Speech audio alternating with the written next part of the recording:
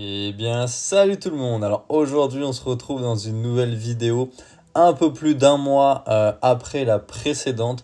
Donc là, ça va être le volume 2 sur mon aquarium récifal. Et donc, on rentre direct dans le vif du sujet. Vous pouvez voir à l'écran, c'est une dinguerie. Il y a eu des gros changements depuis la précédente vidéo. Donc, on va voir ça directement en détail. Donc vous pouvez voir que il y a déjà du monde dans l'aquarium. On va avoir une crevette Lismata wurdermani, on a un couple de clowns, on a des coraux. Je vais vous montrer là tout de suite des petites images des premiers coraux lorsqu'ils sont arrivés.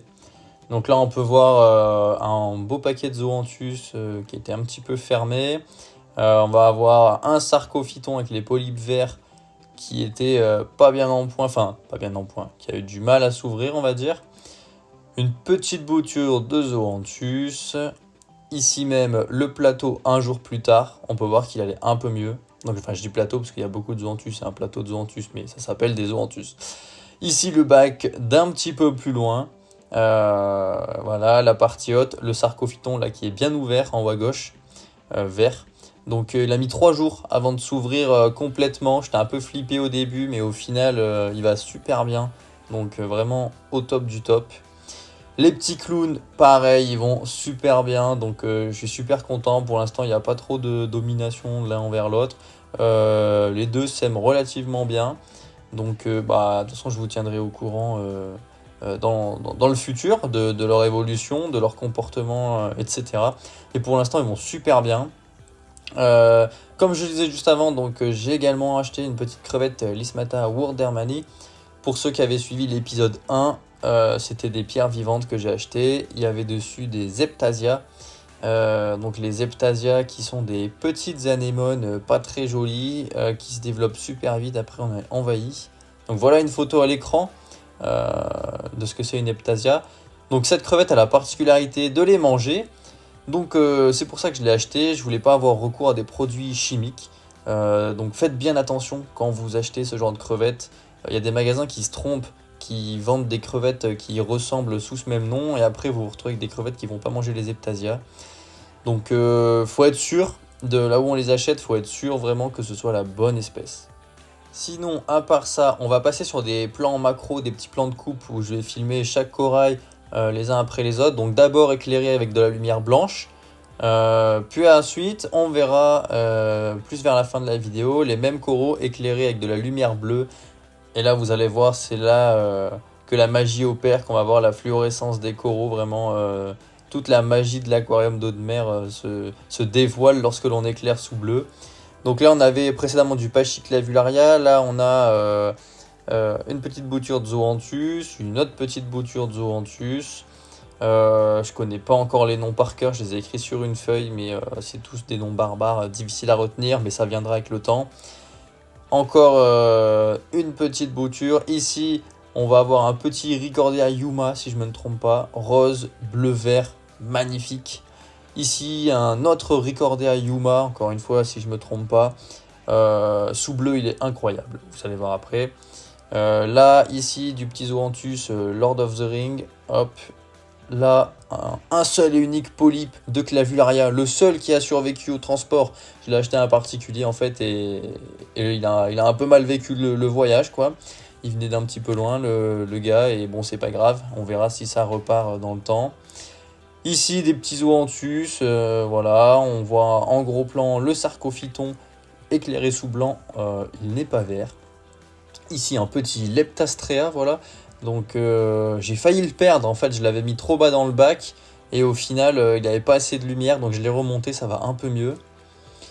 Voilà donc on passe tout de suite aux images sous bleu, là on peut voir le Pachyclavularia néon green, incroyablement beau sous bleu.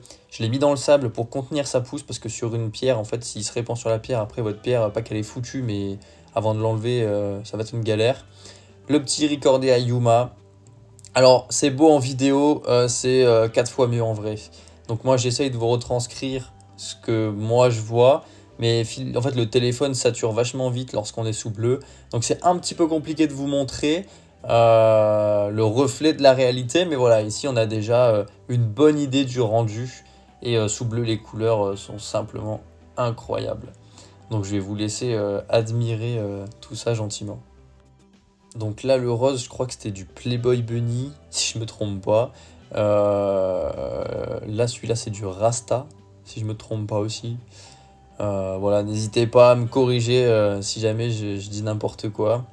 Ici, le Ricordea, pareil, j'ai vraiment du mal à montrer ses vraies couleurs, mais j'espère que vous arrivez à vous rendre compte. En réalité, il est juste incroyable. Il a des dégradés de violet, vert, bleu et rose, c'est fou.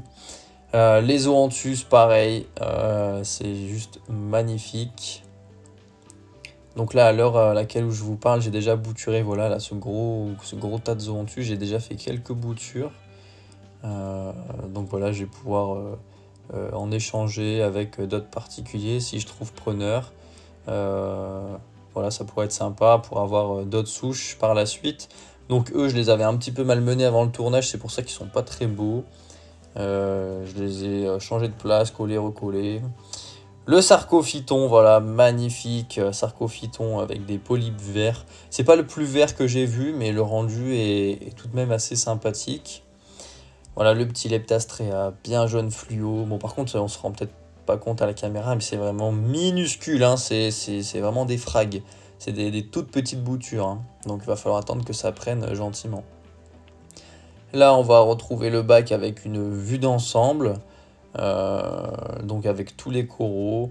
Il y a le petit Capnella ou Simularia, je sais pas trop, en haut là, qui va certainement bouger de place. Je vais certainement le remplacer par des LPS plus tard, donc des Euphilia.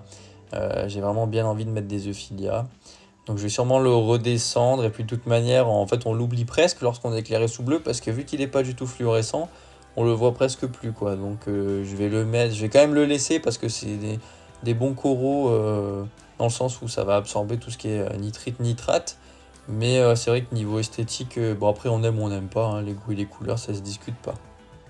Sinon, que dire de plus? Oui, je sais ce qu'on peut dire de plus. Je vais vous parler du site internet Zoanthus. Donc, il y a un site spécialisé dans la vente de tout équipement pour aquarium, notamment pour aquarium récifal. Vous allez trouver dessus vraiment tout votre bonheur, ça c'est clair. Ils ont décidé de me faire confiance dans cette aventure. Donc, je vous ai dégoté un petit code promo. Donc, c'est un code promo de 5%. C'est déjà mieux que rien, comme on dit. Donc, voilà. N'hésitez pas à vous en servir. Je le mettrai dans la description. Donc, c'est Aquafish 005. Voilà. Donc, avec ce code promo, vous avez 5% sur toute votre commande internet. Donc, voilà. N'hésitez pas à l'utiliser. Voilà. Ça fera plaisir. Et sinon, que dire de plus? Bah écoutez, j'ai réorienté ma pompe de brassage parce qu'elle était mal orientée, enfin ça brassait beaucoup trop fort pour ce bac. Donc je l'ai mis vers le haut, ce qui fait que j'ai un brassage moins fort mais une excellente oxygénation de l'eau.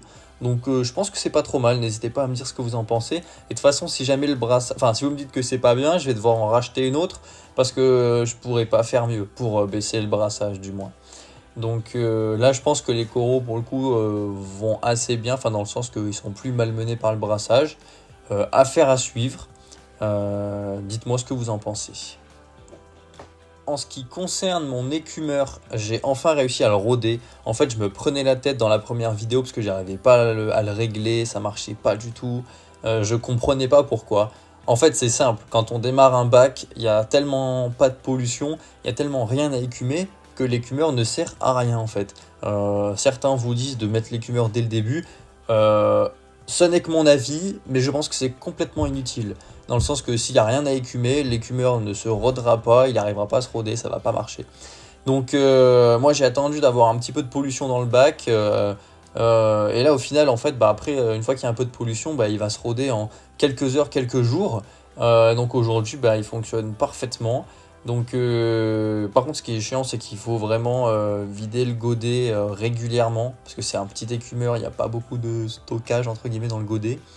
Donc voilà, mais je vous prévois quelque chose pour la prochaine vidéo. Je vais faire une petite modification pour justement entre guillemets augmenter le volume du godet pour ne pas avoir à le vider tous les jours ou tous les 2 jours.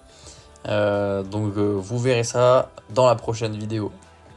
Sinon, j'ai également augmenté ma réserve d'osmosée. Je suis passé sur une réserve de 30 litres par pure flemme. Voilà, c'est-à-dire que j'avais marre de surveiller ma réserve d'osmosée pour la remplir tous les 4 matins, surtout qu'en été, il y a beaucoup d'évaporation. Donc là, avec 30 litres, je suis pépère pendant plusieurs semaines, voire plusieurs mois.